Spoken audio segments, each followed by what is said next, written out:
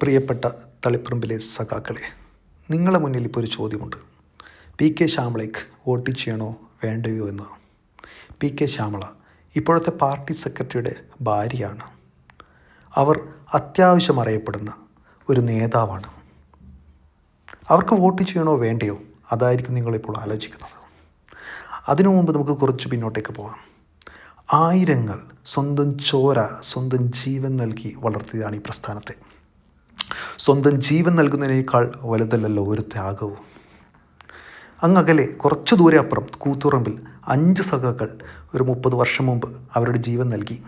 അതൊക്കെ പാർട്ടിയെ വളരാൻ സഹായിച്ചിട്ടുണ്ട്.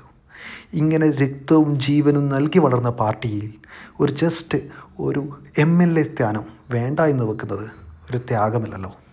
അപ്പോൾ നിങ്ങൾ ആലോചിക്കൂ, ഈ പ്രസ്ഥാനം സജസ്റ്റ് ചെയ്ത PK ശ്യാമളയ്ക്ക് വോട്ട് ചെയ്യണോ വേണ്ടയോ എന്ന്.